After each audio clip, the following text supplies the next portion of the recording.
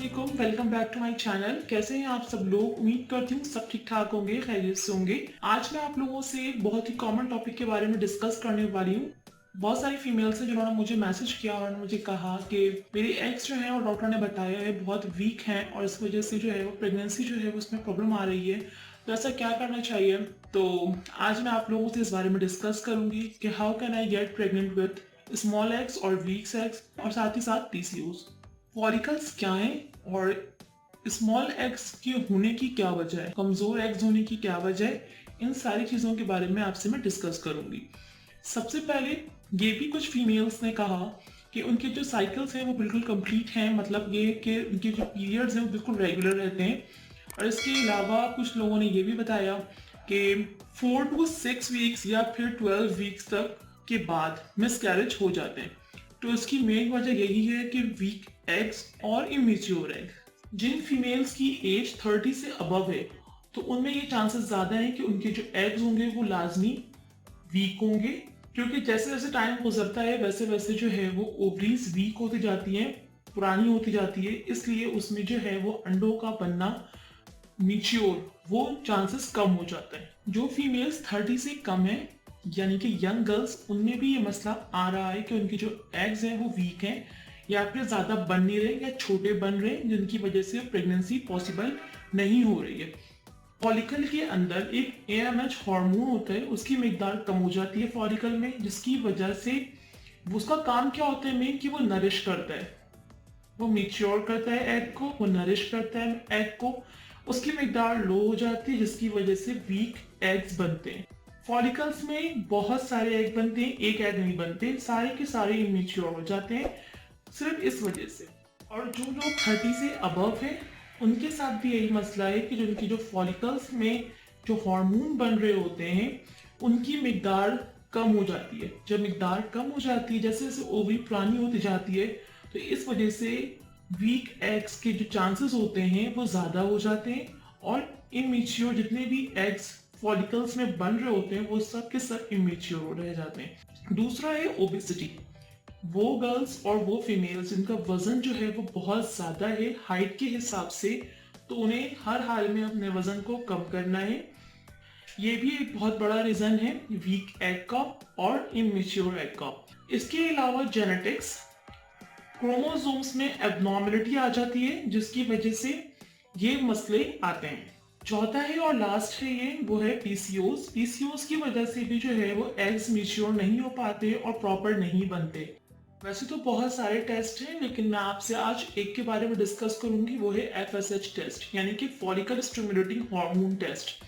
इसमें क्या होता है कि अगर ये वैसे होता है पीरियड्स के थर्ड डे हम करवाते हैं इस टेस्ट को। इसमें जो है एफएसएच की जो वैल्यू होनी चाहिए वो 10 से नीचे होनी चाहिए। सही, अगर आपकी वैल्यू 10 से 14 के दरमियान आ रही है इसका मतलब है कि बॉर्डर लाइन पर है आप।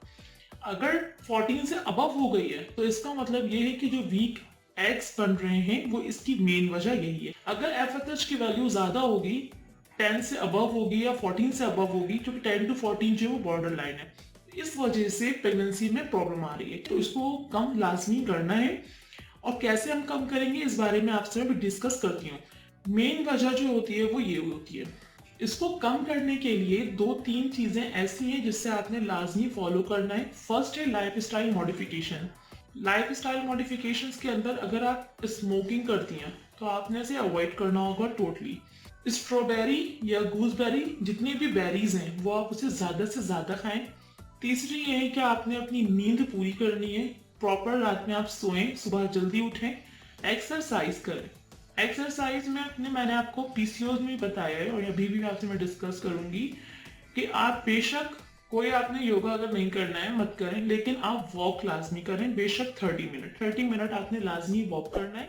फ्रूट्स ज्यादा से ज्यादा खाएं, वेजिटेबल्स खाएं, स्पाइसेस और सॉल्ट की मिकदार आपने कम कर देनी है।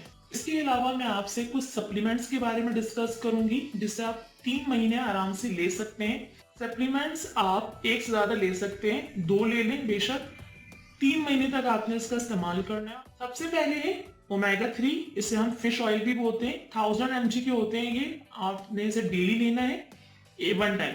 आप खाना खाने के बाद भी ले सकते हैं या फिर आप मॉर्निंग मील के बाद भी ले सकते हैं। सेकंड है हमारे पास कॉक10। ये होते हैं 200 mg। इसे आप 3 टाइम्स लेना है आपने डेली।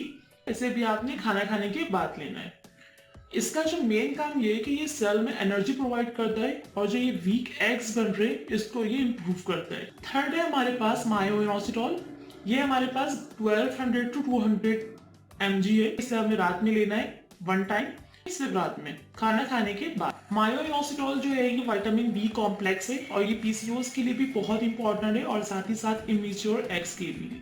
इसके अलावा जो फीमेल 35 से अबव है उन्हें विटामिन सी भी लेना है। 500 टू 1000 mg होते हैं ये और इसे आपने डेली लेना है एक।